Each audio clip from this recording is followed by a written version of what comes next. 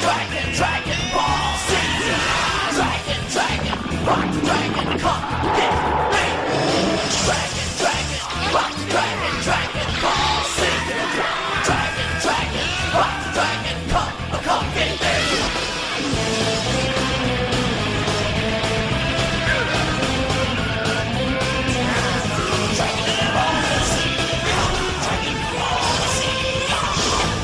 Hey everybody, what's going on? Today we're talking about Anime Expo 2018. First off, just thank you, Anime Expo, for providing us with a press badge and able to review the convention.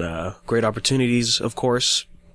And if you noticed on the threads and the streams, all that stuff where you get your podcast content, I've been dropping a lot of episodes that said Anime Expo on it. It's a new thing that I figured, like, big cons like this we're gonna do is basically mini-sodes, right?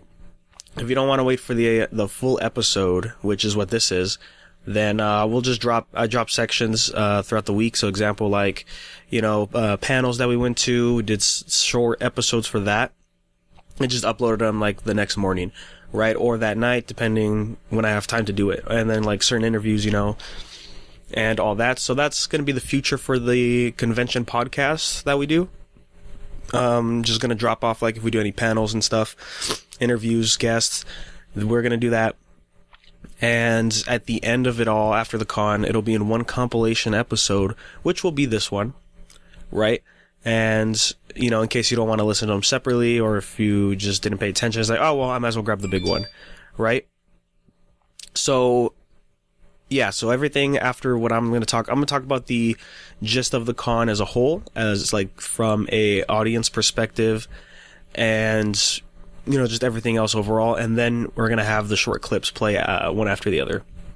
So let's get into it, man. Anime Expo 2018. This con specifically, since the new ownership has been, I see the good in it, but every time, like, they attempt to make the convention better for everybody, right? Of course, they have positive vibes, and it's like, hey, we're doing this so that way it's better, but then it backfires horribly, and they have no choice but the day of or the next day just revert back to what they were doing. So they changed it up a lot. Pickup was actually in front, where a lot of the cosplay gatherings would be at. That's where pickups were. Registration was where it was before, where it always is. That's where you get all the swag bags and stuff and the lanyards. And then you would think, okay, we're at the South Hall, the main area, right? We're just going to walk in and that's it. No, they said, and they did, was the only entrance was going to be the West Hall, where the entertainment hall is, where the cosplayers usually hang around by the parking garage. And boy, do I have to say, that was a terrible idea, right? And plus, they're implementing the new scan system that WonderCon always does, right? So you tap your badge to come in, and you tap your badge to get out, right? It's a way to prevent ghosting, and it's just more efficient that way. But we'll get back into that later because they try something else with that. But anyways, so yeah, they're trying to come into the West Hall, and the line is just ridiculous. I will note, though, this line is not as bad as it was last year. I remember we were going last year, and this was during, like, all the crazy, like, oh man, guns and stuff, assassination attempts with Jason David Frank at Phoenix Comic-Con. So the line to get in was way longer than what we saw here, but still, like, this was a pretty long line, and this is the only entrance. What are you guys thinking? And I overheard, I went into our own line, right, for media and all that, and even that line was long, and it got complicated because I'm in line next to other press members, and there's exhibitors, there's people who actually work at the con waiting in line saying, I have to go in right now. I have work. I have to go to where I have to go. And they're like, no, you have to wait in line, and then you could come in. And it's like, are you kidding me? That part was ridiculous for our standpoint. And then, of course, from the line that I saw going in, that it was just as ridiculous. So what I heard was, oh, the reason why it's only the West Hall is because, theoretically it makes less traffic on Figueroa, right where the convention center is at. By having just one entrance, there's less traffic overall over the weekend. And it's like, yeah, that sounds fine and all, but there's a heat wave going on in LA. LA was in the triple digits at one point. Triple digits in Los Angeles? That's crazy. And you're only gonna have one line to let people in? That's even crazier. So of course, I don't know if it was the same day, but I know on the next day, they just opened it. They just opened both sides. So you could go on the South and the West Hall. And that was just like last year. They attempted something new, failed horribly, and then they had to revert back. So, yeah, in theory, it's good, but it's never, it's like what they say. It only looks good on paper until you execute it, right? And that's what we saw here. And another thing that they did, which was going into the exhibit hall, not the exhibit hall, the entertainment hall, right? Where the gaming tables are, where the cosplay photo setups are. And to get in, there was a line, a ridiculous line that barely moved. And it made me think, why is there a huge line? This line was actually bigger than last year's entertainment hall line. And when you go further in, you look and it's like, oh, they have the QR stands right here too. So yeah, when you come in, you have to scan in, and then when you leave, you scan out. And I'm thinking, why does it have this two-step process here? That was the biggest confusion to me, because they didn't have that for the exhibit hall where all the merch is. It would make more sense over there than here. What's going on with that? So that was a big complaint, which got done with the next day. So already people are complaining and upset about the convention, and for right reasons on those aspects, right? I will say it wasn't like 2 years ago. The AC was fine. Walking into the exhibit hall was, talking to everybody else that went from the podcast, we were saying, man, you know what?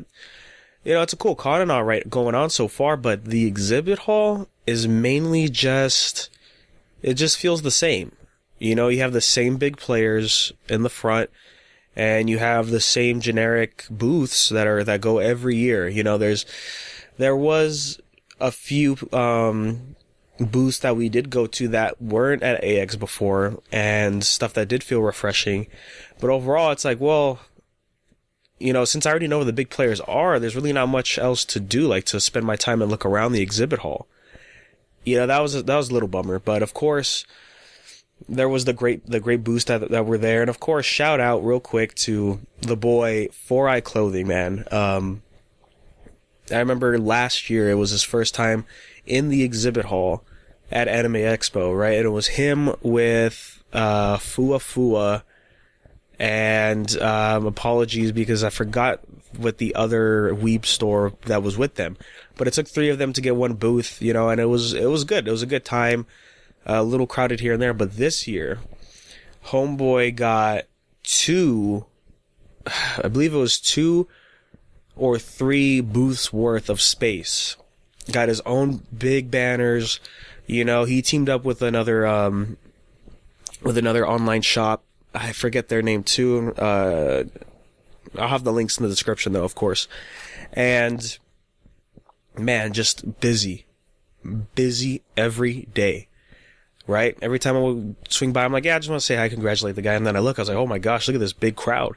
That's crazy, And here's another thing that's crazy too. Low-key geeks, a lot of people hate him, a lot of people love him. They had a booth there. Not as big, right? Just a normal booth, that you would expect. So I go over there and I'm like, yeah, it's crowded. It makes sense. There was some staff, AX staff people there. And he asked me, he's like, hey man, are you going to buy something? And I was like, yeah, I'm thinking about it. And he said, okay, well, the line's over here. And I was like, oh, okay. Like, thanks, cool. Okay, so there's the line, so I'll stand in line while I look around and stuff. Wanted to say hi, too. And then here comes another guy. And they're asking people next to me who are looking. It's like, are you going to buy stuff? Are you waiting in line? What's going on, man? And they're like, yeah. It's like, well, actually, the line is over there.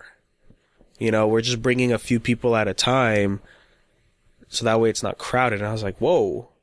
that's kind of new. That's kind of like, I know low-key geeks can be pretty popular, but to see AX staff people like show up specifically for one booth and tell them, okay, there's going to be a line back there and then we'll bring you over here. It's like, wow, that's something that that's like brand new. You know, we didn't see that anywhere else, you know, and it's like, well, if you're doing it for one small booth, why aren't you doing it for the big booths like 4i Clothing? You know, they had a big crowd every time I would walk by, you know, it would fill half the walk area, and you're not doing anything about it. It's just a weird thing, because I didn't really see it anywhere else, like just low-key geeks specifically. And maybe it's because there's another, like the section low-key geeks were at, there was like small booths just like them right there. Maybe they don't want to overcrowd their tables. But just a weird thing that I noticed during the exhibit hall run. Of course, had to go see Lab Zero Games. You know, they had their own booth, and it was just great stuff, man. They had the latest backer demo for Indivisible there. They had the Indivisible sample soundtrack for you to grab if you play the demo, and I listened to it. It's great stuff. I believe it's like 10 tracks on there, and just overall, just can't wait for that game, man. Like we talk about it in the Lab Zero section that will pop up later, but yeah. Had to swing by, check it out. Same thing with the Skullgirls mobile section that they had. And I believe also this is the first time Skullgirls wasn't set up to be playable. Like, all the TVs were Indivisible demos, and the other section was Skullgirls mobile. And they had a giveaway going on. If you play Skullgirls mobile, like their setup that they had, and you win the 2 matches, you get a free shirt. So I went to check it out, and man, it reminded me how fun and smooth Skullgirls Mobile is for like a mobile fighting game. You know, definitely different from what you kind of would expect from like the Injustice game that's on there. Excuse me, and all that other stuff. So, you know, shout out to them too. And of course, like Anime Trash Swag, I had to grab their Devilman shirt. It's just too good not to grab. And they even had great merchandise there too, like Adam bought. They had a Seinfeld shirt. I was like, what? You guys made a Seinfeld shirt? And talking to them, they were like, yeah, well, you know, we just kind of make what we want to make. And overall, majority-wise, it's going to be anime stuff, but every now and then we're going to do something like this. So it was a great shirt. Loved the design and all that. And then they also had a new Sonic Forces hoodie. Checkerboard all over, and then the design on the front. So that was pretty cool stuff too. But yeah, exhibit hall, other than that, I mean, they had games. Oh yeah, so they had games in the front from Bandai to play. They had the My Hero game coming out. They had Code Vein, Naruto Shinobi Strikers, and they had Jump Force. And I got to play Jump Force. Got in early, got to play it. And I have to say, it could be like J-Stars 2, right? It has like the same, it feels like it has the same formatting with that. I mean, everything, like, there's a lot smoother stuff. Like, camera's way smoother than what J-Stars, from what I remember anyways. It's been a long time since I played. And of course, it looks really nice. Like, almost, like, initial trailer, I thought, like, man, this game looks too nice to be, like, final product, you know? But playing this game, like, I feel like this game's, like, could be ready to go any moment, you know? I'm sure they're just working out tweaks and bugs and all that, but, it looks like it could be ready within the next 6 months. But I will say I do have complaints. My biggest complaint about J-Force is it's a 3-on-3 game, right? You pick 3 playable characters versus 3 playable characters, right? And so you could tag and switch out, get assists for the characters and all that. However, just like Tekken Tag 2, right? First character to die and it's over. Which is, to me, is never a great setup for these kind of games, you know? If it was only 1 playable character to assist, then that's fine. You know, 1 round, that's it. That makes sense. But no, this time you have 3 playable characters. 1 dies, that's it. I remember, like, just watching the gameplay, and I saw one of the guys, like, this guy just started, you know, and they were fighting, and he won, and that was just, thank you for playing. And he's like, what? That's it? Really? Like, it goes by really fast. And of course, we're fighting AIs. We're not fighting like people next to us or anything like that. So I understand, the AIs also don't really switch out as often as they probably should to stay alive. But I think the reason why the difficulty of the game is so low is because it's a weird game to play. I was looking at the list for like the button combinations and all that, and I was like, okay, so there's a little bit of J-Star stuff. You charge, and then you have your special attacks, your normal attacks, your jumps and your dashes, your grabs. But like, just, I don't know, from pressing button to looking on screen, it definitely feels maybe a little too fast for me. Anyways, like, you have to play it a couple times to get used to it, there's just like so much going on, like screen wise, and like you try to press these buttons and try to do some stuff. Like, to me, I was just like, holy crap, dude, like I definitely need some time to experiment with this game before I'm comfortable with it. And that's like a minor downfall for me. But yeah, of course, the big one is it goes by so fast. Now, maybe because like, oh, this is just the demo version. But even with Dragon Ball FighterZ, like, you play all three characters, and as far as I'm concerned, like, they'll probably have the same time frame in between like playable demo at E3 to like launch. So I really hope that they just fix that, make it just 3v3, and then you just go through all the characters. Like, how hard is that, or what's wrong with that for this kind of game? Especially with the amount of damage you put out, and like the tempo of the game. There's definitely improvements on that section. So that, unfortunately, that was also the only game I played. All the other lines were just too big, and even if I wanted to go in early, I did have panels to go to, which we will listen later on in this episode. And I think now is the time to get into the biggest problem that happened during the convention. Now, as we all know, Anime Expo, it gets bigger every year, right? They always get more attendees, and they just break their record every time. Now, I had a lot of people on my feed say, this is probably going to be my last AX, right?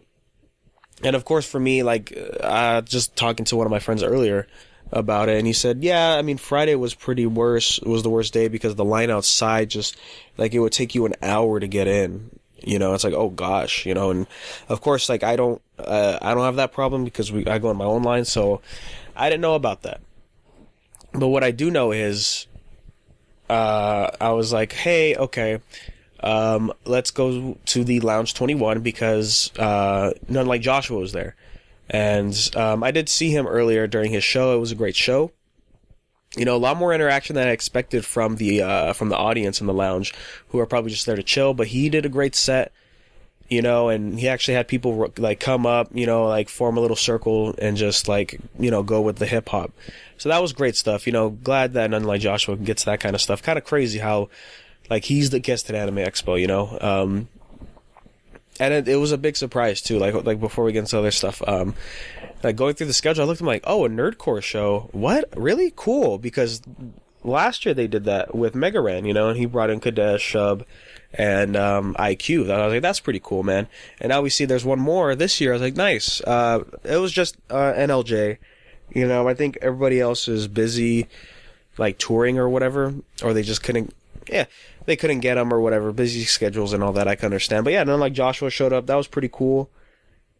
And anyways, I was going to interview him for the podcast, and he had a big line for the merch, and I told him, like, oh, hey, man, you're busy. Is it cool if I swing by later? He's like, yeah, sure. I was like, okay, cool. So I left to go do some other stuff, and then, me and my group were like, okay, let's go back into the lounge so I could go see NLJ. And my God, dude, this was literally the worst I've seen Anime Expo be, right? So from the West Hall, right, where the entertainment hall is, when you go up, when you're walking on the first floor towards the South Hall, right, there's this big hallway, and Lounge 21 is there, right? And then you go, and then there's a curve, so you take that curve, and that takes you to the South Hall. From that curve all the way to Lounge, where Lounge 21 was, there was just this huge crowd. And it's like nobody was moving, right? And we're stuck there and we're like slowly moving this and that, and then it just stops at random times. I'm thinking, what's going on? Like, we're trying to peek through the crowd. I'm like, we're thinking, oh, maybe something happened, something's going on. There's probably somebody there that people are stopping to look at. But I looked at them like, there's nothing going on. You know, and the only thing that happened was somebody passed out or whatever. So they got escorted on a wheelchair and they had to like move, you know, but that was it. Just the one person, you know, and after that, the gap that was created, like, dissipated very quickly. And I'm just trying to get into the lounge, and we're on the opposite side of the hallway, and it's like, this is ridiculous, dude. So we're trying to go through, so it's like, okay, fuck it, you know, we're just gonna go all the way out, right, of where this stuff starts, and then curve around and try to come back in. But the section we were trying to come back in was also not moving. Like, nobody was moving. There was just moments where people are just standing there talking, and even this one guy's like, yo, is this the line for Lounge 21? I'm like, no. Like, there was like 5 people going in, but that was it. There's no real line. You know, and I don't understand what's going on here. You know, and eventually I make my way into the lounge. And when I got into the entrance of the lounge, there's a lot of people that wanted to leave, and they couldn't because there's just this massive group of people just stuck. You know, and it's like traffic on the freeway. I always think, like, how can there be traffic? You know, it just doesn't, like, the concept just doesn't make sense to me. And here, this specifically doesn't make sense. To, like, how are there this many people just standing still and not moving, not going anywhere? You know, it's baffling that this is even happening, you know? And it's like, this was going on for like a good, like, almost half hour. Like, it took us to get in, took me to get in. And the whole time I'm thinking, like, even like 10 minutes passed by, I'm like, where are, like, the volunteers? Where's the AX staff people to regulate this? Like, I don't see anybody attempting to come over. And, like, you would think they would know right away. Like, there was a lot of people posting on Twitter, Instagram, like, wow, AX, you really need to get your shit together. You know, and it's just a photo of people going up an escalator, and they just see this huge crowd just stuck in this hallway. And nobody showed up. You know, nobody showed up. And by the time I walked to the Lounge 21, the security there was telling people, move. You know, why are you guys moving? Keep moving. If you're going this way, go on that side of the hallway. If you're moving that way, go on this side of the hallway. You know, it's ridiculous. So I'm in there. Unfortunately, I missed NLJ. I didn't know what time he left, so I just sat down for a little bit, relaxed, just wait for it to die down. Probably in there for like a good 20 minutes. And then I wanted to leave, and then get to the exit. It's still like that. You know? Who knows when it started? So that's like a minimum of 1 hour of just this huge crowd. And I heard people, like, they're trying to go get something, in the hall, and they're like, you know what? No, we're just gonna leave. This is too ridiculous. You know, and they left. And man, the heat was just intense. Right? There's all these people, like, shoulder to shoulder, just not moving. And, like, the AC could only do so much, but when there's all that body heat, it really hits you, you know? And it got to the point where, you know, eventually a good sizable group of us wanted to leave, and so one of the staff for Lounge 21 got people, like, they went out and they said, okay, stop moving, these people have to get out, and then we got out. But even then, it's like, it was just ridiculous, and it was just Saturday, you know, and I figured Saturday was gonna be bad, you know, because that's when the most amount of people are gonna go. But my God, dude, like, I've never seen anything like that happen for Anime Expo. It was ridiculous. Not sure how long it went on for, but, you know, eventually, like, this huge cluster of people just dissipated somehow. But it's just ridiculous, man. And I get it, you know, people go side to side. Like, if you, like, bird's eye view, you could see, like, there's people going a certain direction, and then in the middle of those group, there's people going through them the opposite way. And it's like, why are you doing that? Just go on the other side. Like, why are you being dumb? You know, like, you would think this amount of people would be able to coordinate something, you know? So it's just crazy. And the fact that no staff showed up when... It's kind of crazy, man, because earlier that day and the day before, I think it was the day before, there was a huge line to get on there was a huge line to get on the escalator. It's like, what is this for? And it's because there was too many people going on the escalator at once. So they had to regulate that so that way the escalator doesn't break. I guess there's like, you know, like a weight limit or whatever. So like, okay, they do that, and then they stop for a while because there's not that many people trying to go up, and then they went back at it. So that was, in a sense, efficient. Sure, it took a while to get up the escalator, but it was still better than just it breaking or something, you know? And then just looking at it right here, it's like, why didn't people like show up, just split down the middle and say, okay, if you're going down, you go down this way, you go up that way, you know? It makes the most sense to have a two-way type of deal because, I mean, in between, like, where that huge crowd was, there was really nothing to enter except Lounge 21. And, you know, if you wanted to get in there, but you're coming the wrong way, well, tough luck. Just go, like, take the long way. Go down and then come back up. You know, it's not that hard to do, guys. So that was just a nightmare. That's when I was like, yeah, AX is pretty bad, man. Like, they need to cap the tickets, you know, and they did do that last year. I remember specifically them posting, and 4-day badges are now sold out, or like specific day badges are sold out.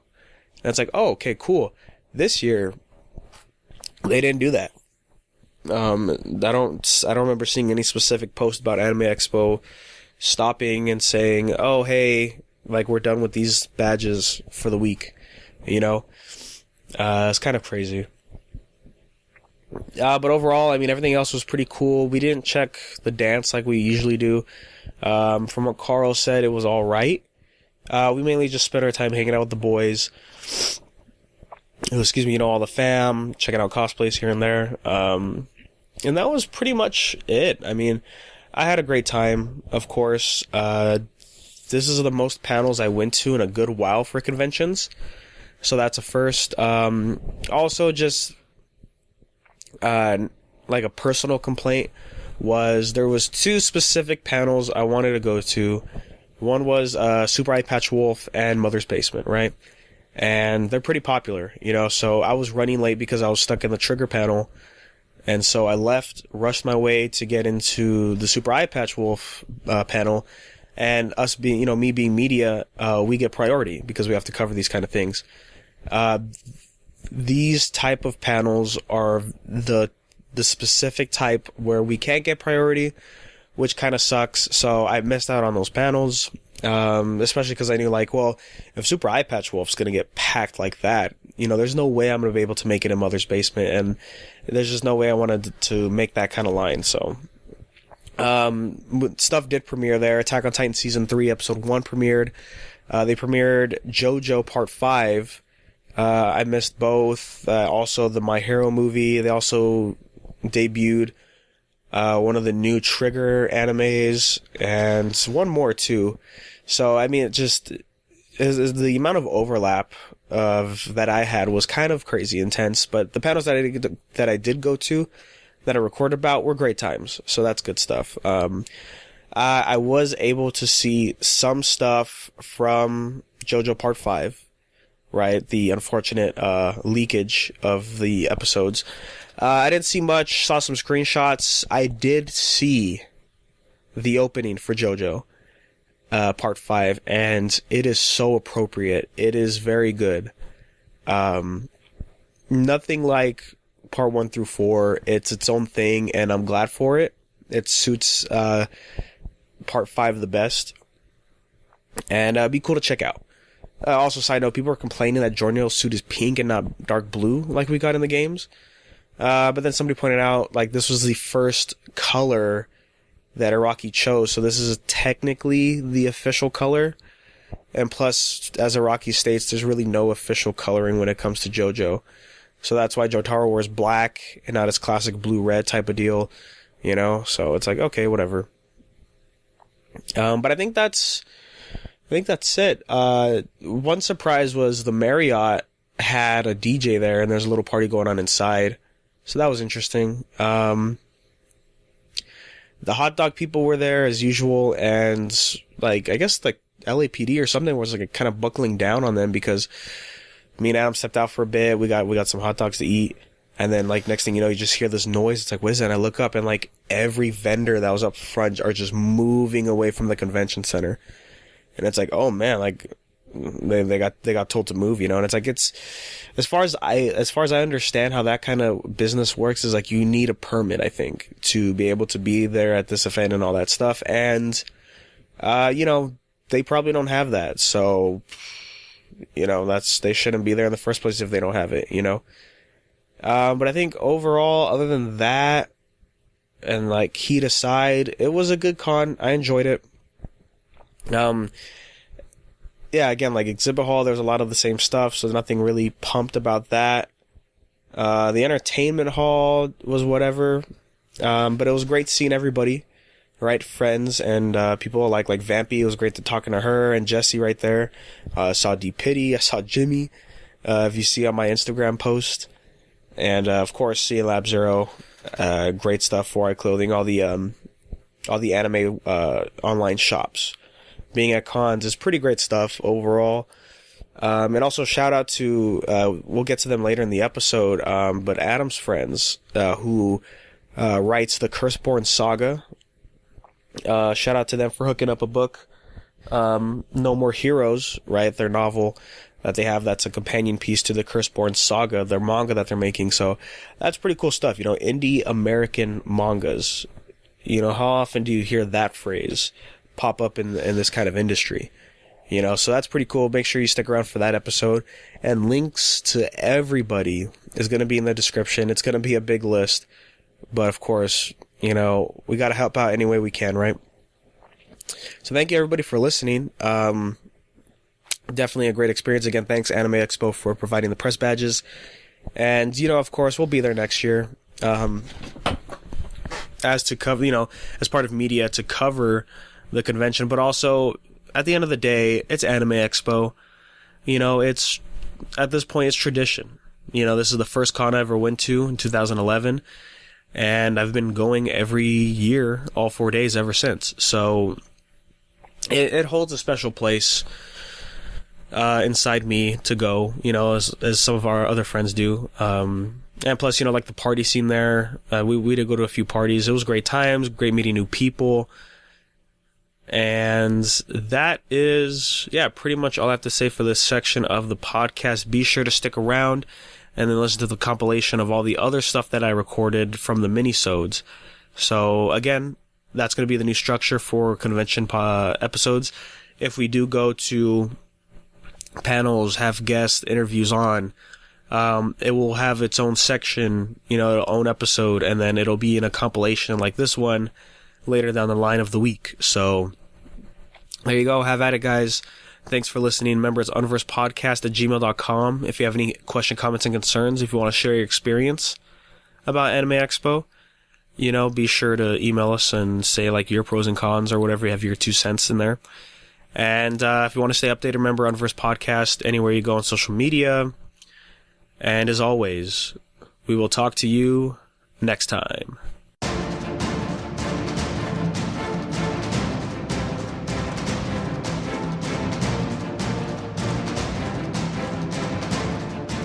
Hey, what's going on, everybody? This is Danny from the Unverse Podcast, and today we were talking about the Lab Zero panel, the first panel I attended at Anime Expo Day 1. And, first off, Lab Zero, such an amazing team. They're just great people overall. It's always great to see them here at the con, and even at their booth too. Went to go check it out. They have the latest backer preview of Indivisible there that you could play as a demo, and just what a loan that they have updated is just amazing. We get a chance to look at a couple new characters. We could definitely see some lighting adjustments that make the game look even better, and of course just the smooth mechanics overall. And they also handed out a sampler of the album for the soundtrack for the game. 11 tracks. Haven't listened to it just yet, but I'm going to check it out, and I'll let you guys know about that later in the full episode. And handed out some great pins and all that great stuff that Lab Zero does for us. And so went to the panel and talked about a lot of stuff. Main thing is Indivisible, about the whole, what have we been doing? Here's the updates of the game. They're talking about new mechanics. They're talking about characters. They're showing full animations of characters that weren't finished yet. And, just overall improvements of the game. Great stuff overall with Indivisible. Can't wait for it. Of course, 2019 is here. And with them was people from Trigger and Titmouse. And they showed a teaser for the intro.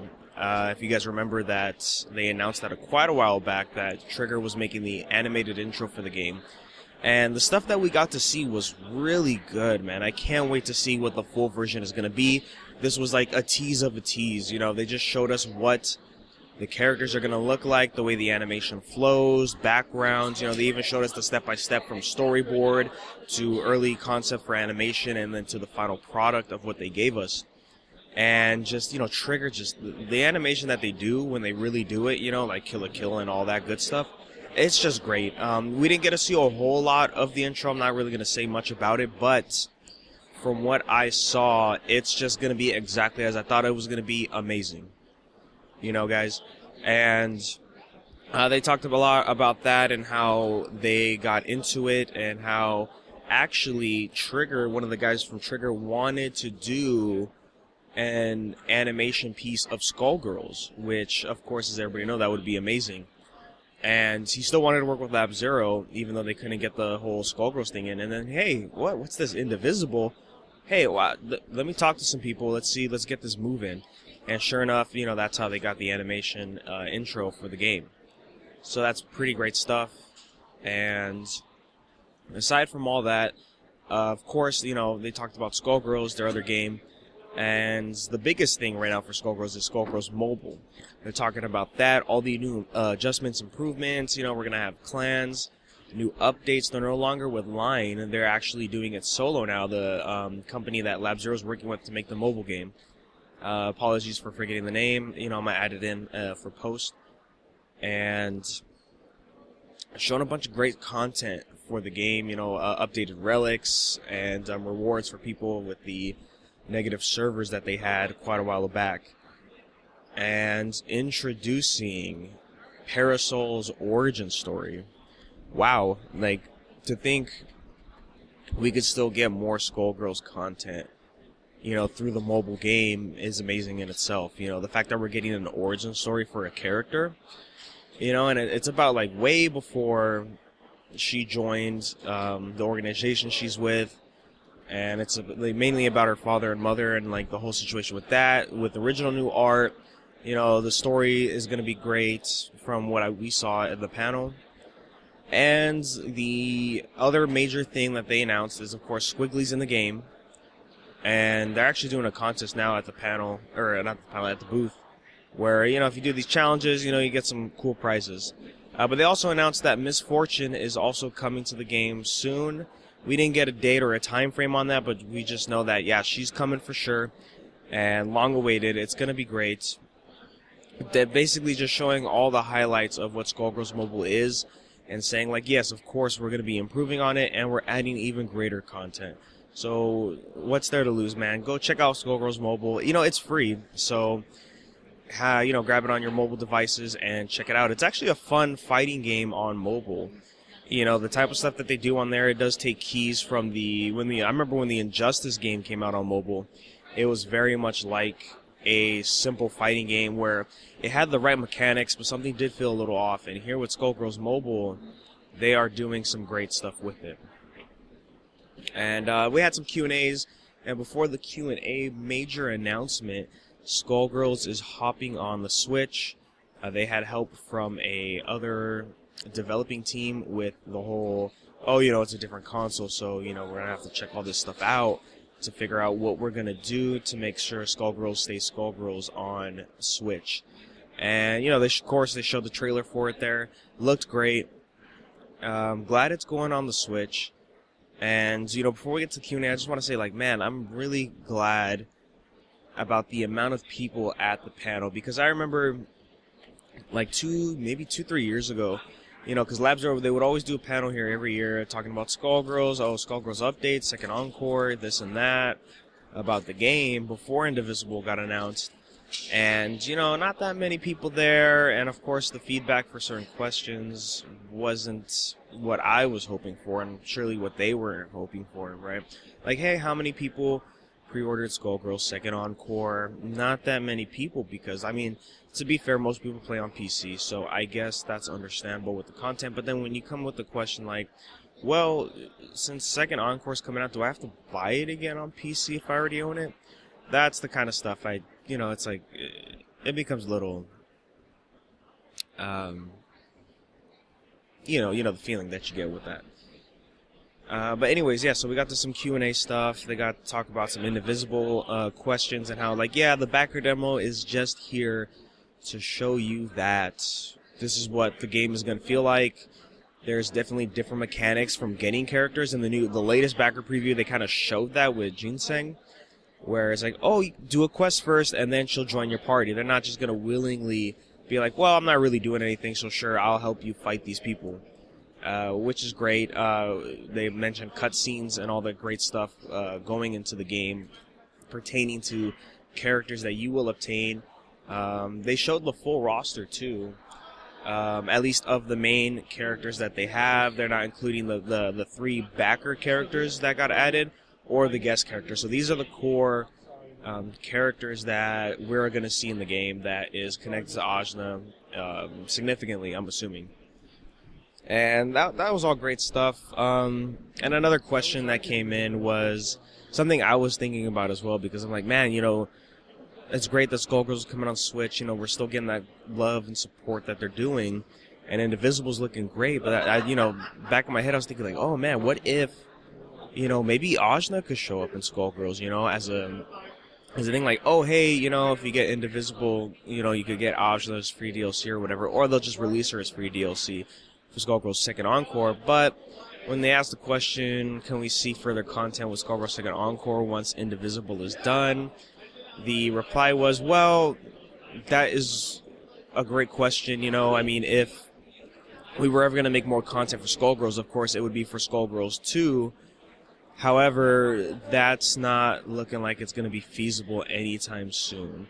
So as much as we would love to make a Skullgirls 2 or just even more content for Skullgirls in general, we're just not seeing it right now. They're just, of course, Indivisible, backed by Indiegogo. I believe Skullgirls was also backed as well. I'm not too sure on that part, but, once Indivisible's done, what's next? Sure, they did have help from 505 Games, help funding the game, Indivisible, but, it's just one of those things where, like, well, it's kind of tough out here in the gaming industry. This is their second game, right? They've only had, as far as I know, Lab Zero Games has only had Skullgirls and now Indivisible, so it's a definitely tough situation for their part. It's a great development team. Everybody there is amazing, and just wish for the best for them. But it's like, yeah, it's going to be tough to see what's their future going to be once Indivisible comes out 2019.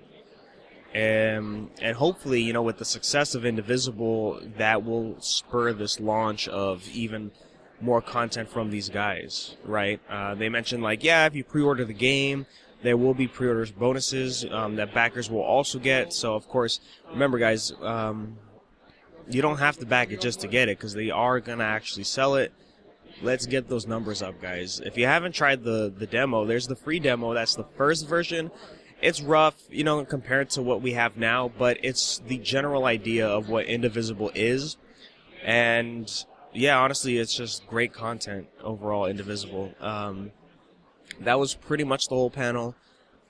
And yeah, again, just great seeing the whole team there. Not the whole team, but, some of the major players there. Mike Z was there, and everybody else doing great jobs at Lab Zero.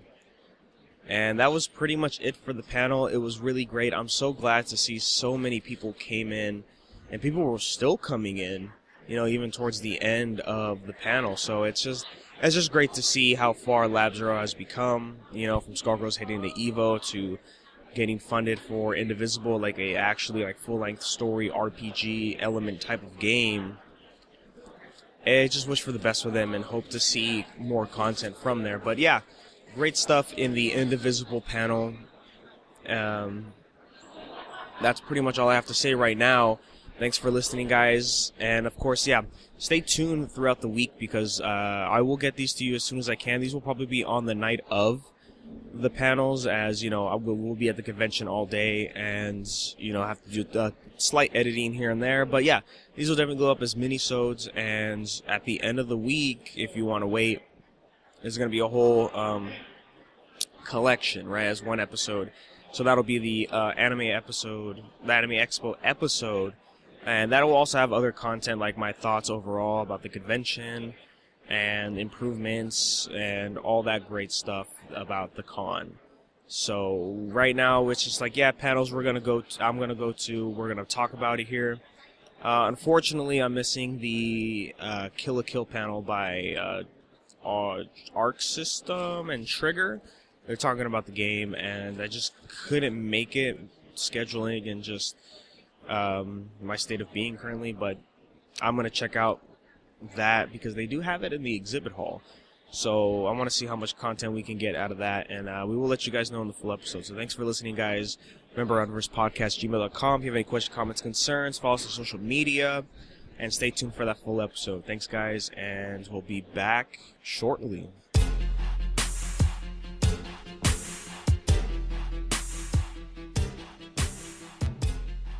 All right, we are back, Day 2 AX. I'm here with the lovely Vampy Bit Me. How's it going today? Oh man, I'm pretty stoked that we're indoors. Yeah, it's great. Air conditioner's working right, so everything's all good. Everything's good. Everything's awesome. Everything's great.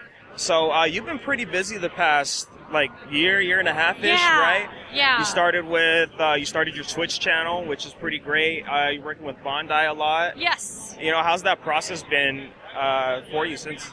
To be honest with you, it's a bit weird because I would never think I would be able to just game for them, because I'm already a big fan of the Bandai, so to be able to do those things with them all the time is kind of blowing my mind every time they tweet me back. I'm like such a fangirl. I'm all, oh yeah.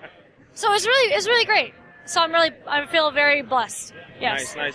And what made you think, I should stream model kits building and all that great stuff? I honestly did not know what other things to do. I was like, well, I build model kits every week, twice a month, every other week if I can.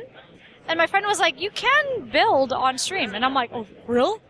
And I was like, for reals? So I just did it. Yeah, and I hope that more people do it. Oh yeah, I've definitely been more interested in Gunpla because I was like, yeah, it looks pretty cool, and then seeing you do it, and my other friends do it too, and I was like, yeah, I think it's time to grab a kit or something, try to start this up. Well, if you need any recommendations, I have a few that I can tell you. It's like Arc 78-2. That's a classic. Zaku. Mm-hmm. Char Zaku. You can get that. Yep. Anything you want. Gunpla is freedom. Or strike freedom, or whatever. Right. Yeah. Other than that, what's been going on? So I'm getting ready for a couple shows, and also I'm doing a couple commercials, but I can't say what. Oh, okay. But nice. It will be out very soon. But it is Gundam related. Oh, nice. Right on. Of course, that's a perfect fit for you, right? Yeah, and then I work with a company, they're called Banpresto. Yes. They do One Piece and then One Piece and Dragon Ball Z figures. Mm-hmm. So I'm working on that. So I'm part of the social media team for that. Okay. So I'm working on that for 6 months. Okay.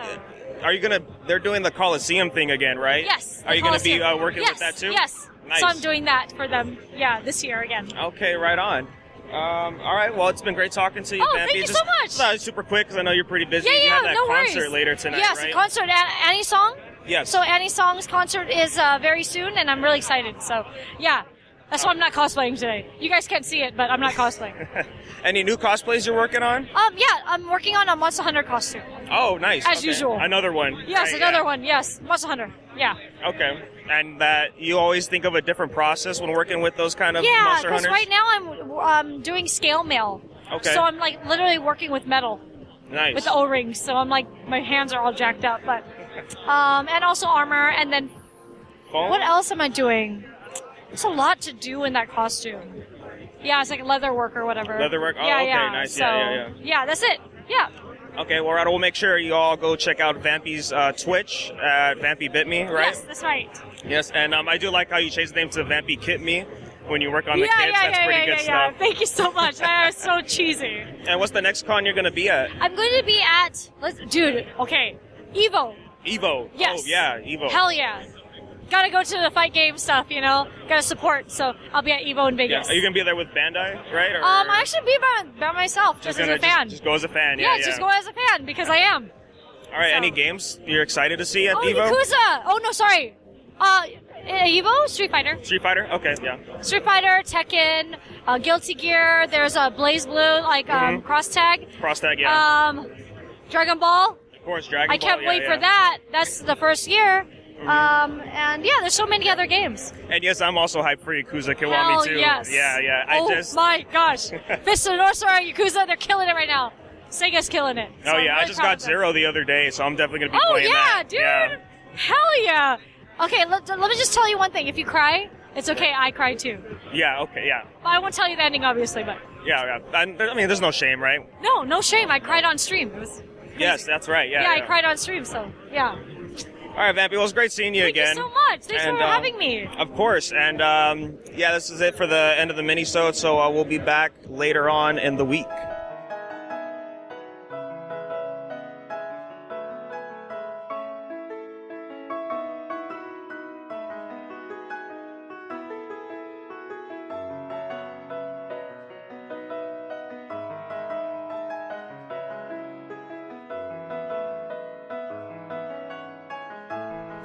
Alright everybody, welcome back. And we today are talking about a panel from the night before. It is going to be discussing the Trigger panel. Now, unfortunately, I did not stay the whole time because I left for another panel that I was going to go to, but complications happened and I was not able to enter.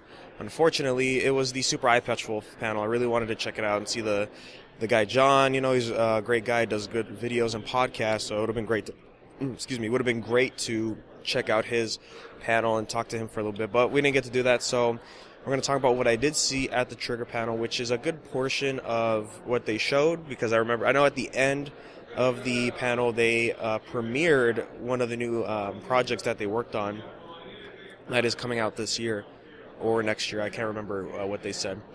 But yeah, let's get into it. So they start off with a little sizzle reel and all that great stuff. We get more information on the Kill la Kill game. They showed the trailer that they showed during the Arc System Works Kill la Kill panel the day before. And they talked about the meaning of the title. It's an interesting title. It's Kill la Kill the game if. Right? So the meaning behind that is it's going to be the same continuity majority of the time. However, something might be different. And later on they talk about how Ryuko, to our surprise, is not the main character. It's actually Sasuke, which is a whole different take. Not sure how it's going to play out. They didn't really get into many details about that, but could it be that Sasuke is in Ryuto's place instead in this kind of timeline thing going on here? And they also say this is like a companion piece, sequel-esque type of deal for the anime.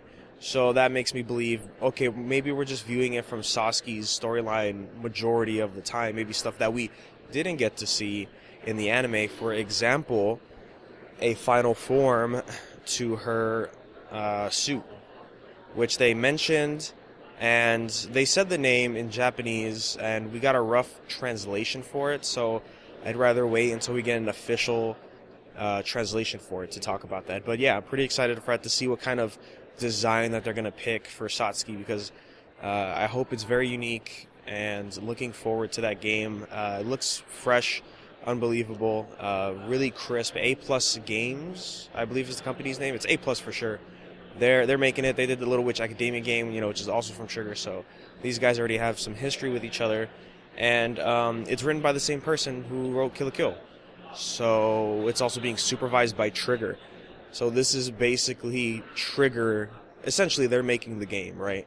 They have a lot of work within the developing studio for it, which is great to see in this kind of day and age where there's always a bunch of anime games, whether it be fighters or Musou-like. So that's great to see. And they also announced, because they mentioned earlier in the panel, Anime Expo is really huge to them. The reason being is the fan base. The fan base is always here, always able to support That's why they mentioned, like, yeah, that's why every Anime Expo, we're going to be here. We're going to show you guys content first, because if it wasn't for you, the fan base here, we wouldn't be where we are. So to further that relationship between studio and fans, they decided to set up a Patreon, which is, wow, was not expecting that at all, especially from an animation studio. This is something that could be interesting. Now, they say, like, yes, the money that is going to be from the Patreon is going to support everybody working at Trigger, and that's pretty much all we got for it now. I don't believe it's live yet, but it should be within the coming weeks, and I'm really interested in seeing what the tiers are for their Patreon, because that's a really interesting concept to have an animation studio that, is as big as Trigger, right? That's just been getting bigger since Gurren Lagann. So I wonder what these tiers are going to be. What is going to be the ratio of conversation between studio animators and all that with fan base? So that's going to be an interesting one for sure to see. We also got another look at the Indivisible teaser from the Lab Zero panel, and it's the same one. They don't have anything else right now to show until the full release of the game, and they did show, however, some character designs that they made for the anime opener. So we got to see a bunch of characters that were not in the teaser, so we have an understanding of who's going to be there. Of course, it's going to be fan favorites, like Naga Rider and Ramsey, I believe her name is, the tiger. There's so many spirits in Indivisible. It's hard to keep track of the names. But yeah, so the big fan favorites, I believe the antagonist. So we saw all their concept work, and man, I have to tell you, Trigger redesigning Lab Zero's designs from Alex Jihad is just incredible. Oh my gosh, like, it feels like when I first saw the teaser, I might have mentioned this in the Lab Zero section, but when I saw the teaser, I thought, yeah, this does feel like Indivisible. But then when you see, like, the models and the faces, it's like, oh, this is also very Trigger-like. It's not as far as, like, Space Patrol Luluco or Kill la Kill stuff, but it's around that section. Like, it's a mix of both concept designs that they would have made on their own put together, and it's really good stuff. I can't wait to see the full intro once the game comes out. And they also mentioned that they will be working on other Indivisible projects coming soon. No details into it yet, but, early speculation I could say is maybe we could get an anime for Indivisible. I think, it would be great. Trigger was happy to work on the animation for Lab Zero, and they've worked really closely since, and they're on good terms, so it's plausible that could happen. If not, maybe promotional commercials for Indivisible is what I could think of once it releases. Like CG trailers for video games usually are, but make it animated with Titmouse and Trigger. That would be something I would look forward to, because I would love to say anime, but I think that might be too big of a stretch, especially what we got later down the line at the panel. But yeah, really surprised that they're doing more work for Indivisible, and I'm happy for it. Possible Skullgirls maybe. I know that's what they wanted to work on originally, and like, oh well, hey, they're actually working on a new game, so let's do it. So hopefully more information to come the closer Indivisible is for release, which is sometime early next year. So whenever the next convention that they will be at, probably, I'm going to guess, Anime Expo next year, they're going to get into more detail about that. And that is all the stuff that they updated us on before they teased and announced their new project coming out. They also showed the trailer for the last episode of Darling in the Franxx and some early concept art on what the mechs would look like. So that was some pretty good stuff. It's very, to me, it's very Evangelion-esque. Even though I haven't seen either series, They both catch my eye, so maybe eventually I will get to them. But I don't know, just the way the bodies were with these original designs. I'm like, yeah, that's very Evangelion. You know, just the more humanoid-esque mechs, you know, where it has like this lengthy body, thin frames and all that. It's an interesting way to go about with mechs. But yeah, so they showed that off early on, and so that is ending, as I said, Darling in the Franxx. So what is next for Trigger? Well, they last year, Anime Expo, they threw up a poster of their new project that they're working on. Today, they finally revealed it. It's called Promare. We got a teaser for it, very short teaser. Honestly, looking at it, I didn't know what to expect. It's very different from what I would think when I think of Trigger. You know, clean environments, and just the animation is really colorful in a lot of ways. I'm hoping that's going to be consistency with it to make it unique. And at the end, we got a look at the protagonist. And when you first look at him, it's like, oh, is that Kamina?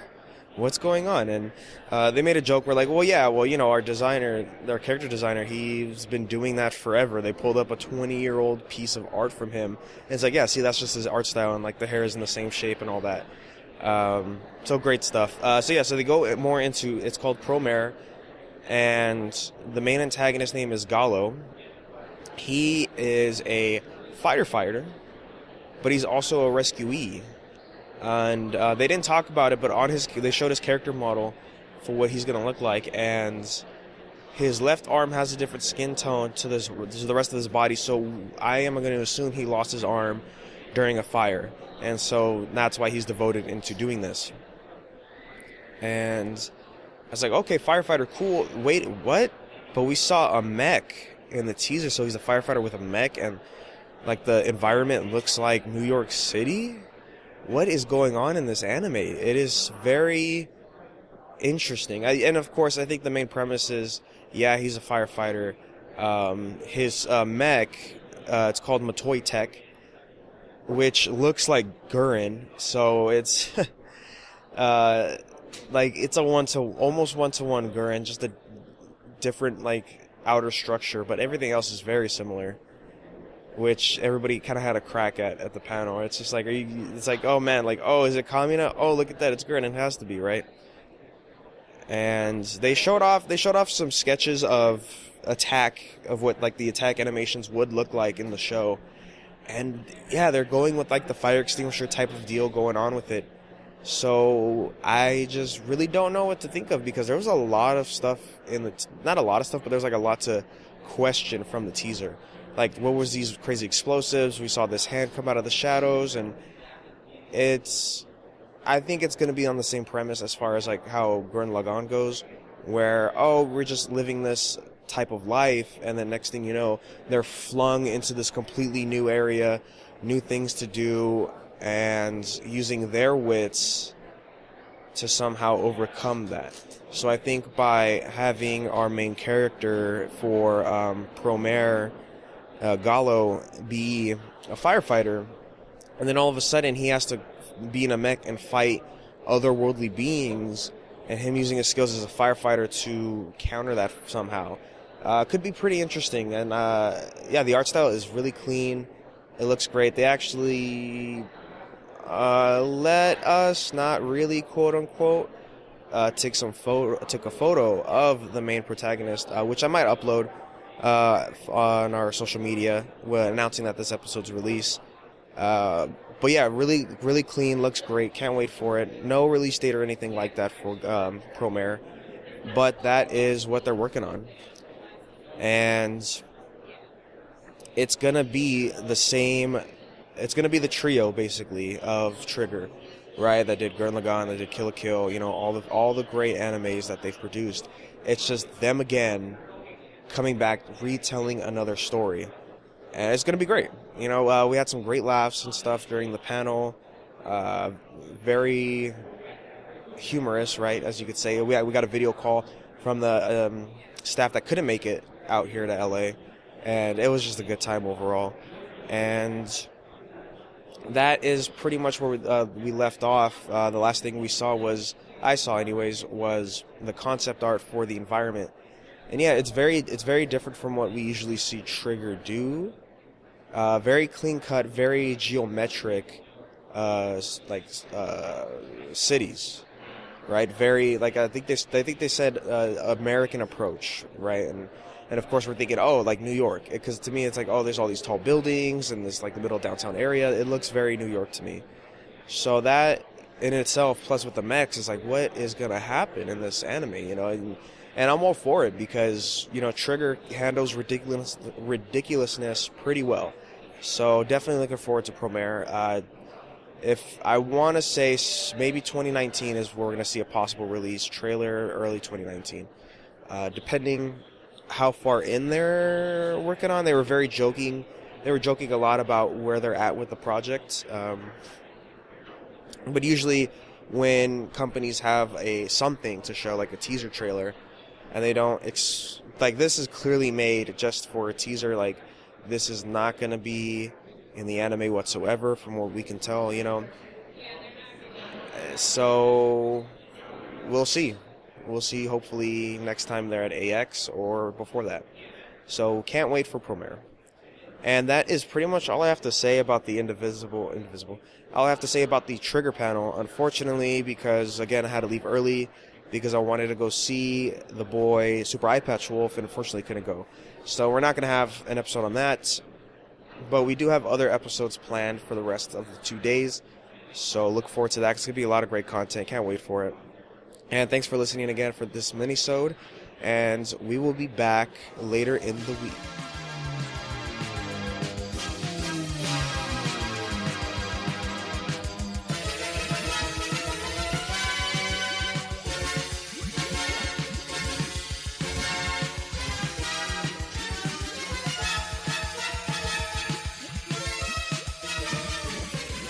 Alright guys, this time we're talking about the Robotech panel. They come every year, usually like 45 minutes to an hour.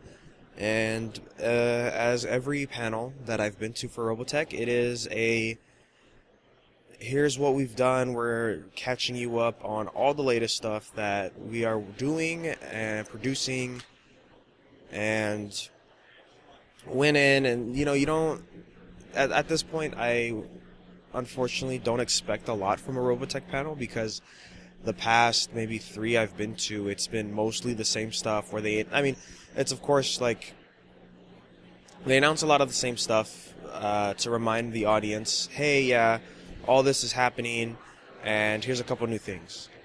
Of course, I'm grateful that Robotech's even being relevant again, which is really great to see. And I just wrote a few things down because everything else we pretty much already know from previous panels that they've had at other conventions. So first things first, when they were looking at the merchandise for like figures and all that, statues, they announced a Cyclone statue. And I have to tell you guys, the Cyclone from New Generation is one of my favorite designs for mechs. It's a motorcycle you throw on you, literally, and it becomes a suit. It's great stuff. It's amazing, the detail. Even had some grit to it as well. I am just grateful that they're doing that, you know, as always. They also announced a new SDF-1 statue that's like 3 feet tall. Looks humongous, ridiculous, amazing. They announced that they are making new products of what is already released with other characters, like Max and Mira are big focuses right now, aside from Rick and Roy, of course. We went into the comics. They talked about some new stuff for the comics. It's a monthly series from Titan Comics. It's doing pretty good so far. It's very different from the series, and as they say, this is the original ideas the creators of Robotech wanted for the series, and I think this is a great way to do it because they were very limited, right? Because it's like, well, it's already animated. Macross and all the 2 other series that they got from Japan already animated, so you have to work with what they did. So an example is very spoiler, but somebody dies pretty early on in the comics that doesn't die in the anime. So that's already a big deal, and they're doing a bunch of great stuff right here. But they're talking about the new issue coming out this month, issue 10. It's the start of a new arc, a new artist, and right off the bat, the art looks great. I think it's fine for what they're trying to do with Robotech, with the grittiness, realism, more mature type of stature for the series. But bottom of the panel, who do we see? Wait a minute, isn't that an antagonist from New Generation? What's going on? We're still in the Macross saga. They explained, well, now that we have free roam with this, we're going to be more expansive with the universe. We're going to see Robotech Master Saga. We're going to see New Generation Saga characters that could interact during the time of Macross. They will be there, which is great. I think that's going to be a very interesting way to explain what goes on in this Robotech lore for this mashup of 3 animes. And I can't wait for that. And then, of course, the biggest anticipation that everybody has is the live-action film updates, right? Because it's been announced since, I want to say, 2012 is the earliest I remember. So we're looking at 6 years already of waiting for this movie. And a lot of the information they gave us, like the new writer and directors, producers, we already know all that stuff from the last 2 panels, I believe. At least the one at WonderCon this year. And what they told us today was they're waiting for it to finish production, right? Because the director for Robotech is the director for It, and he's working on It 2 right now. But while that's happening, they're having the writers doing the screenplay right now. And then hopefully get it finalized by the time It 2 is done with production, so that way they could just go right into Robotech after. And Sony's going to be helping with that somehow, I believe. This went along the lines of Sony's going to make sure it's going to be moving forward once It 2 is done with production.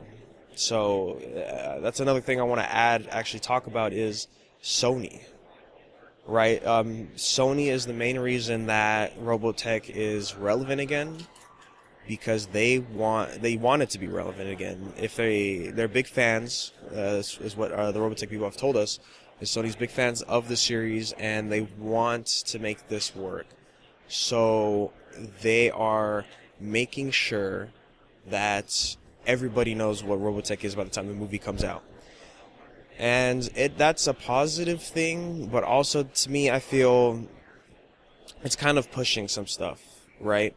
There was a Q&A section, and I asked as well about merchandise, because I love the Macross saga as anybody else, but it's like they're really pushing so much content out of Macross Saga and not the other 2 series. Or even the movie Shadow Chronicles, you know. It's definitely, I feel like there's more than just, well, we have to do like certain business acquisitions and all that kind of deal with Sony and Harmony Gold. I want to say there's more to it than just the professional answer that they give us. I mean, my thoughts on it are just, yeah, they want to make as much money as possible out of this, so let's just pump out so much merchandise. Let's get this movie pumping, so that way it could break some records, type of deal, right? And, you know, they always get questions like, what about a new game? You know, and then the main time is like, well, Sony has to approve. They said today, actually, that Sony has to approve of which developer is going to make this game. And specifically said they want a AAA studio, which, in a sense, I'm glad that they're going to do another game, but at the other time as well is, oh man, like that kind of has me worried, like they want a AAA developer to do this, which doesn't sound bad, right? But it's like, there have been cases where that situation has happened and it just doesn't come well at the end. And that's my only worry for the series as a whole, especially with the movie. Somebody did ask they can't answer anything about this movie. They haven't been able to for years. So not really expecting much now. But somebody did ask, hey, so are we just going to see Macross Saga in this movie, or what's going on? They're telling us that Sony owns the rights to all 3 sagas, like for the movie rights.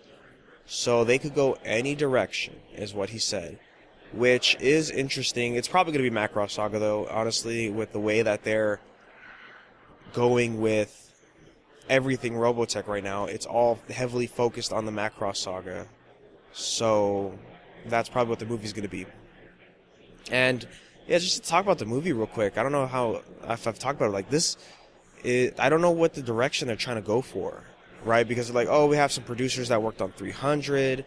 We have the co-writer from Wonder Woman. We have the producer from the director from It. So it's like, man, like these are all they all have very like direct points of how their movies want it to be. So it's like, what are we picking out of these 3 different series and franchises that's going to work for Robotech? I still don't really know how they're going to feel. Like, same thing like when they initially had James Wan, right, the guy doing Aquaman, who did a couple of the Saw movies, Fast and Furious. You know, it's like, man, what's he going to do with Robotech? I'm kind of interested to see, like, what approach are we getting here, you know, because it is an alien invasion. I kind of want to see some horror aspect to that. That'd be pretty good, especially the scene, you know, if you watch the Macross Saga, when Rick his first kill on Zentradi, you know, just the shock that he has in his face, you know, it's his first kill in general. You know, he wasn't meant to be there, and circumstances forced him to do that. And then, you know, the Zentradi soldier walks out of the mech, collapses, and he's like, what was that thing, Roy? You know, and like Roy's just telling him, like, this veteran is explaining, like, basically the circumstances of war and death. You know, that's a big emphasis I would like to see on the movie, if they're going that direction, of course. So yeah, we'll see, man. Like, I just can't really think of what approach they're gonna make for this movie, because if as much build up as this movie's gonna have with all this merchandise, with the comic book series, with the big, hey, these people are working on the movie, right? Because at the panel, they're like, yes, we got the director for It. And they showed the trailer for It, which was kind of weird, but it's like they want to emphasize that we're getting big names, you know, for successful franchises working on this, so go see it, you know? And lastly, one of the questions, 2 things. The last one question was, are we considering a new animation, you know, for Robotech? And they said, yeah, we're thinking on it. We're planning it. We just are going to see which animation studio we want to work with. We have been pitched a couple ideas for what Robotech could be, and we just have to go through all the processing and all that to figure out what we're going to do. So that's great, I think, and I think it is really good because now we have freehand work on the original story, right? So this is going to be more close to the comics, probably, right? It's going to be a mixture of comics and the show. So that's going to be great, you know, because I was hyped for Robotech Academy, the Kickstarter, when that happened, and I wanted to see what they were going to do with it, and maybe we're going to get something similar to this once they figure out, like, maybe we can do something here, guys. What's our approach for anime? And I asked a question myself. 2 questions was, are we going to see more merchandise towards the other series rather than just Macross? And they said, yeah, we're planning on it. It's going to be in the works, no time frame on like when we're going to see the ratio shift, but they are planning on making more. You know, and to be fair, like the first wave of products that they did, there was some new generation stuff in there, so kudos to them for all that great stuff. But my second question was soundtrack. I'm a big fan of soundtracks, right? Video games, movies, shows, etc. So I asked them, with the 30th anniversary collection that we have, it has almost everything, but how about a collection from the video game soundtrack, like Robotech Battlecry? Right, because I have the original soundtrack, and I think it's great. But you know, of course, would love a remaster with the GameCube game that they did like years ago before Battlecry. And they said it's a great idea, that they have considered. However, music licensing and all that, they have to somehow figure out to do that. And that's probably going to be money. That's why they haven't done a Blu-ray release yet of the series, because like it takes a lot of money to remaster something and throw it on Blu-ray, or enhance, really, So yeah, that's pretty much the Robotech panel for the Q&A section and us then catching us up to date on everything. But I'm always glad that they're here at multiple cons, actually. Trying to get Robotech out there. I think it is a big hand in Sony's part. But of course, Harmony Gold as well wants to really push it. So, if you guys haven't seen or read Robotech, come on, give it a chance, guys. Robotech is actually a pretty good series, for what they do anyways, right, with what they had. And just seeing it all play out is pretty good stuff. And that is pretty much it for the Robotech section of the minisodes and the portion of the podcast. So thanks for listening, guys, and we will be back later in the week.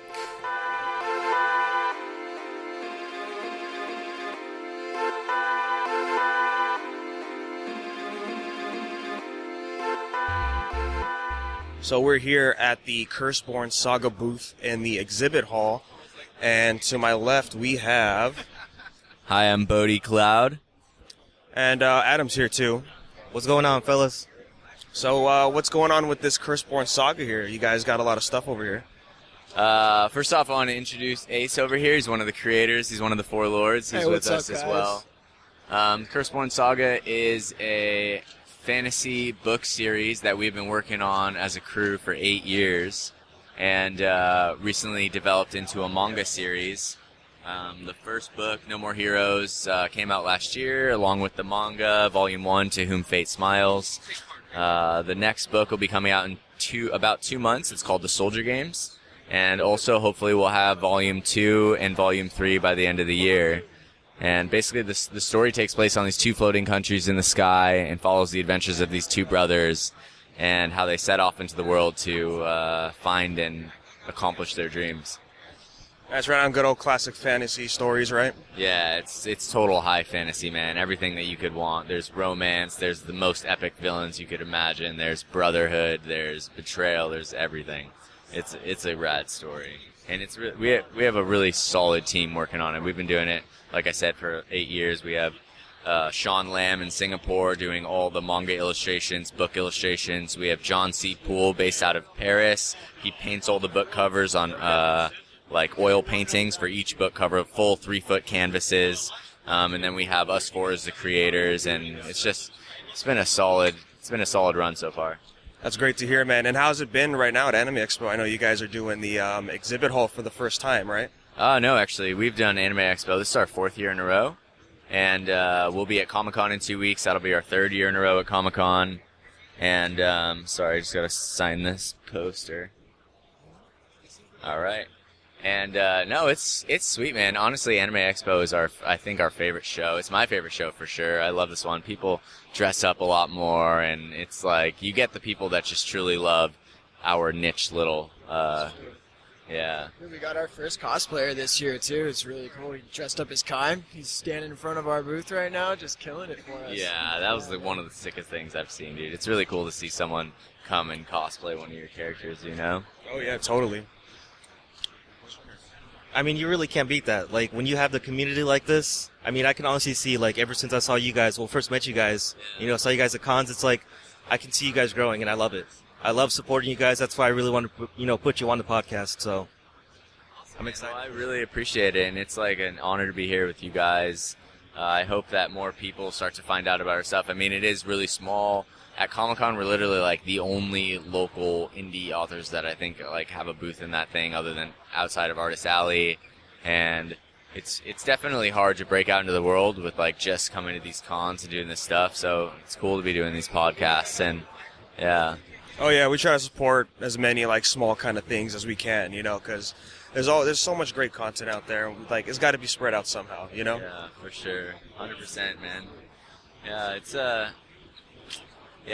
I think it's like a whole collaboration thing. Everybody kind of works together, and we'll see where it goes from there. We also actually are translating our manga into Japanese right now. Oh, nice. Hopefully we'll be branching out into the Japanese market, which would lead to an anime, which would be like a dream come true. Yeah, for us. So that would be super, super cool. So we'll see where that goes. Yeah. Right on, right on. Well, the thing I really do like about you guys is that everyone has their own role. And it's only so many people, but it's perfect.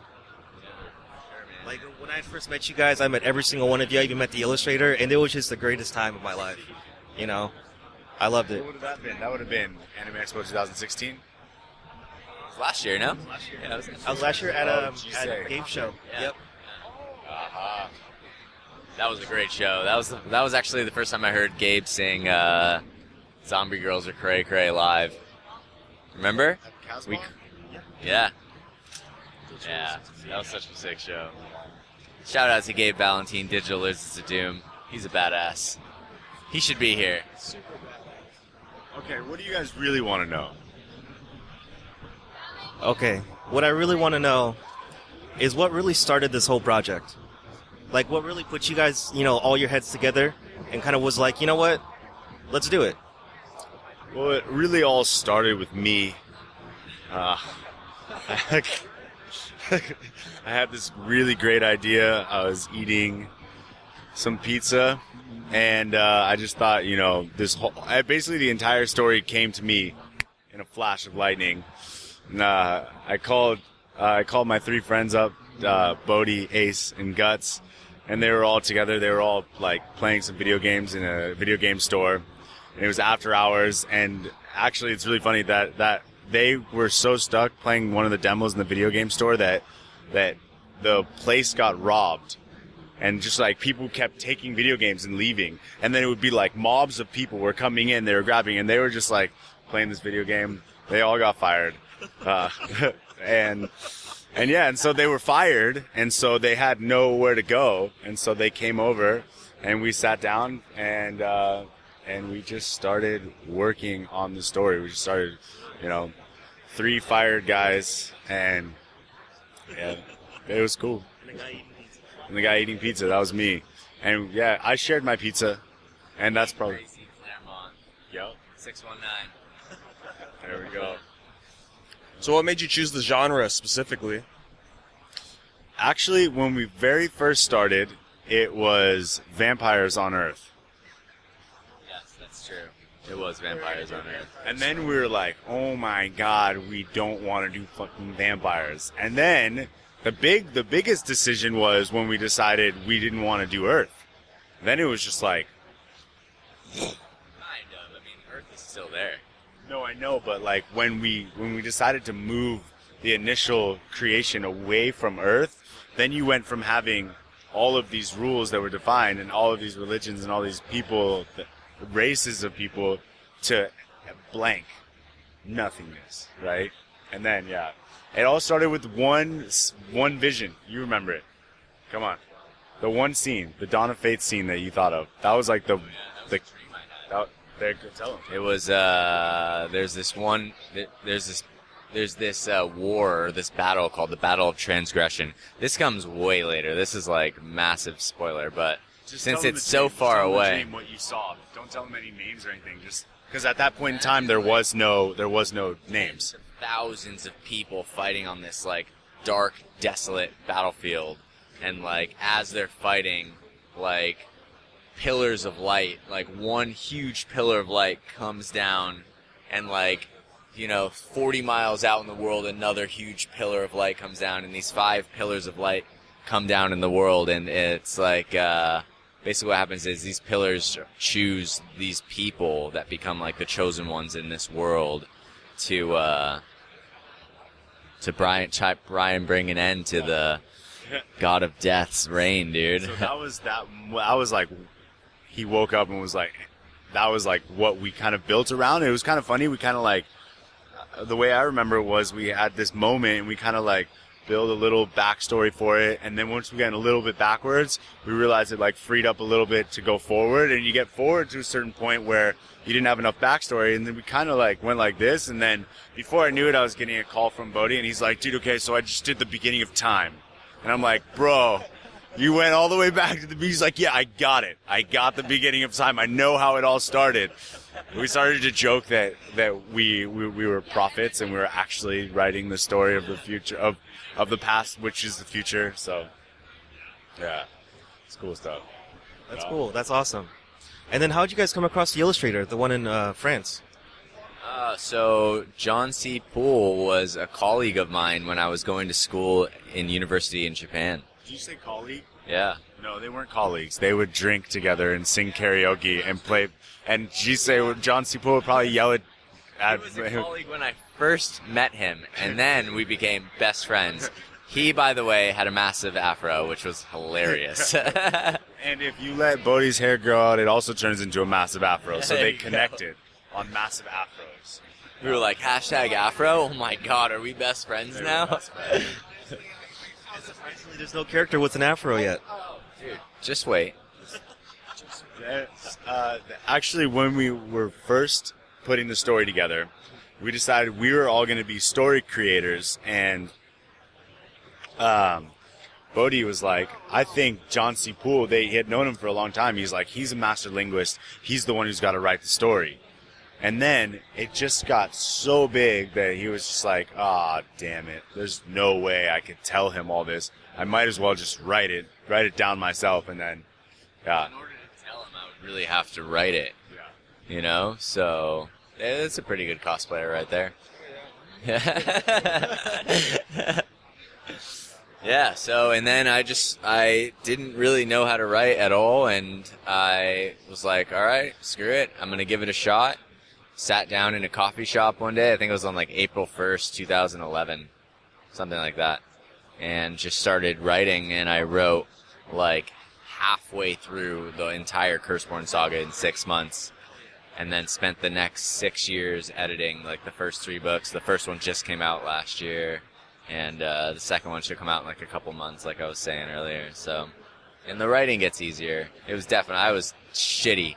I was terrible when I started. My paragraphs were 3 pages long. Yeah, we got the first draft to edit. This was like back before we even had like any inkling of knowing what we were gonna do, and it was like, I think it was literally 20 pages of just one paragraph. I had no punctuation, no capitals. We didn't know where one thing ended and one thing began, and he was like, yeah, like this is it. Yeah. They were so long that those chapters, there was chapter 1, chapter 2, chapter 3, chapter 4, chapter 5, those chapters became books. And then chapters were put in. Yeah. Remember? It was chapter 1 became book 1. And then broke up a bunch of times along the way. I like knowing, because I knew the story before, but now I have all the the fine details, and that's really cool. I really appreciate what you guys do. No worries, man. And another cool little fact is, like, after we started, it was actually me, Simon, and Elle for like a month or something, and I was like, I feel like I know, because me and Guts met Ace working at Game Crazy, like you said, before we all got fired for being little degenerates, and then he had moved back up to Vegas, and I was like, you know what, dude, I feel like he would be such a good addition to this because he loves fantasy. And I called him up, and I was like, we talked for like an hour on the phone. I told him everything that we had created so far, and he was like, dude, that sounds so badass. That sounds so much better than Final Fantasy 13, which could have been better.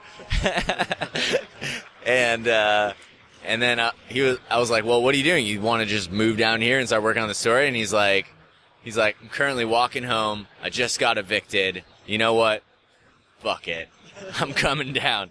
And he packed all his life into his Mustang, drove down, made it to San Diego, was crashing on my floor. Guts gave him a job at Party City like the day he got there.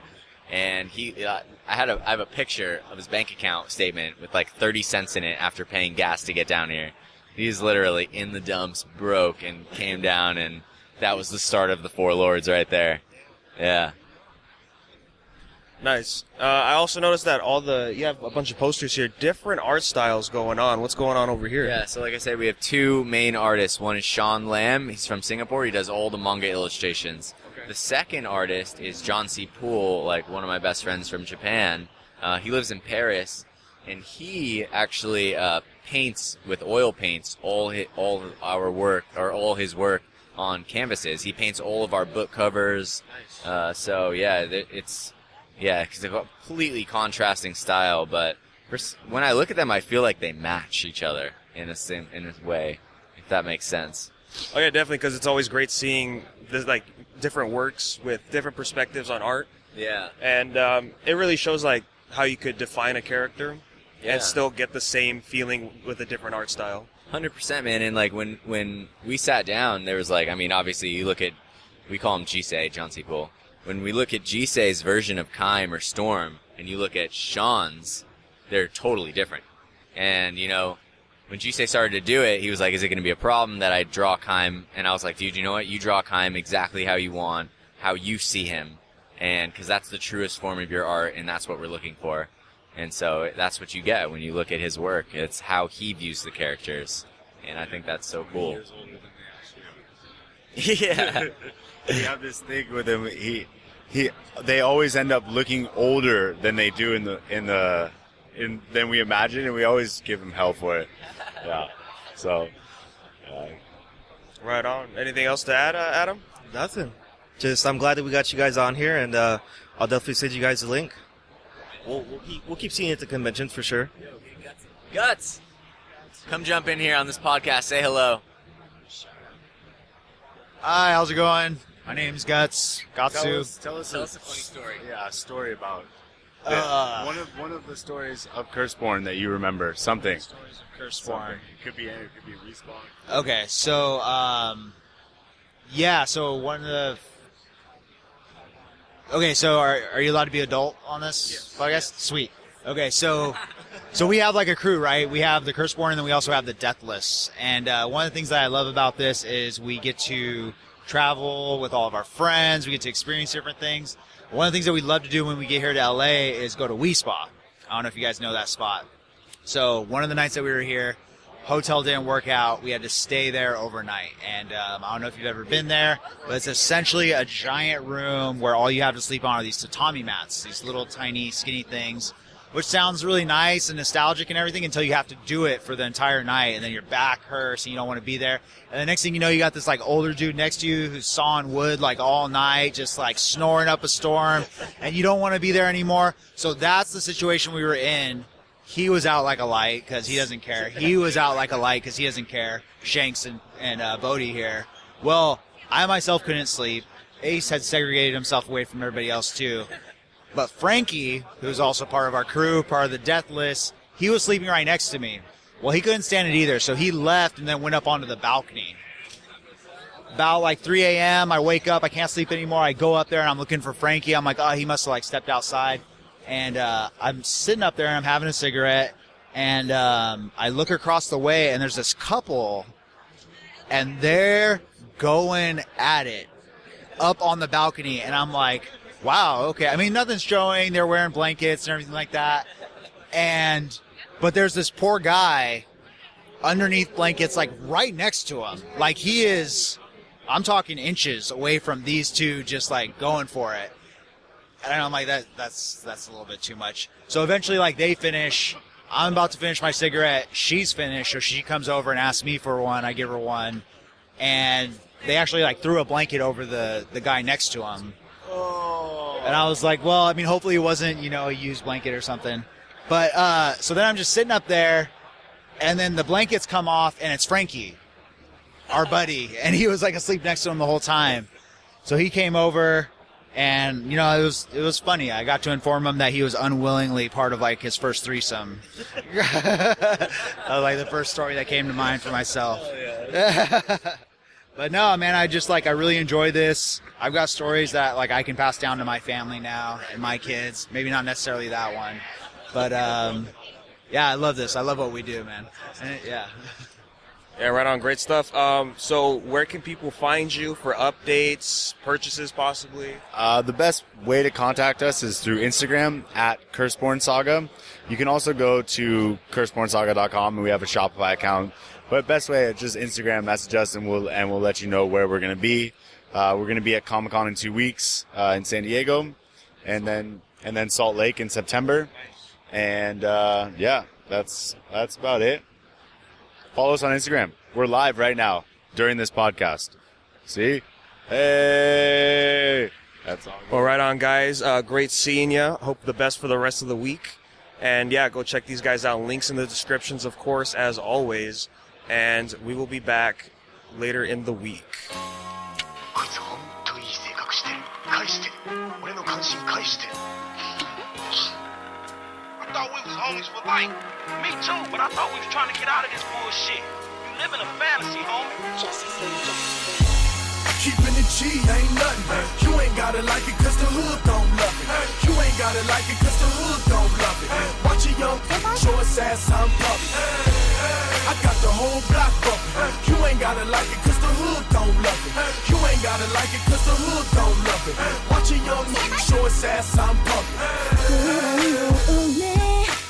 完成したデイリー正しいはずなのにひらりひらから回る未来は一筆でわずかな亀裂からいくらでも揺れて理想からそれてゆくんだぬるま湯がずっと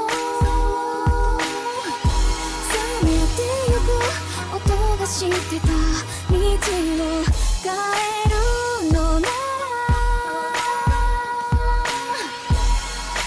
今なんだこんなレプリカいらない本物と呼べるものだけでいい探しに行くんだそこへでもそれはよくできたフェアリーテイルみたい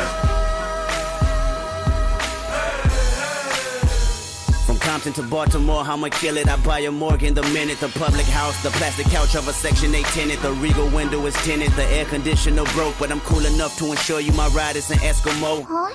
And I peel off in the midst of getting my thrills off, and I thrive off energy from inner cities that we lost. What? I'm putting the ghetto on top of my back, and I live in the back of the jungle. Lions, tigers, bears, oh my. Hear the siren, walk up, drive by. Shooters, looters, federal fed intruders. Engines on back of scooters, the real can recognize real, and we need to know just who you are. You are in the presence of many presents. Kendrick, the gift for the future, or yeah, I said it. Thug life. 雪の下見えないものはどうしても記憶から薄れてしまうんだ探しに行く場所さえも見失う僕たちは気づかず目を振る思い出の頼りに作ってた花はすぐ枯れた足元には That's how I was raised. The OGs had me 13, fresh off the porch, slinging cabbie. But I'm wiser now, showing my young niggas there's other ways to get them dollars and funds, nigga. Coming down in an old school, so cool. Whip like a fireball, call it go cool. You don't know the tribulations that we go through. Put your ears to the speakers, I'ma show you. I paint a picture so perfect. Hit my CD, you see Mona Lisa in person. Courtesy of a hunter beat. Got my Crips and essays in arm reach. ありがとう小さな目見つけてくれたこと君はつぶやいた I got the whole block bumping. You ain't gotta like it cause the hood don't love it. You ain't gotta like it cause the hood don't love it. Watch a young show his ass on public. Oh, nigga, don't hate me because I'm beautiful, nigga. Maybe you got rid of that old yee ass haircut you got. You get some bitches on your dick. Oh, better yet, maybe to call your dog ass if she ever stop fucking with that brain surgeon, the lawyer she fucking with, nigga. What?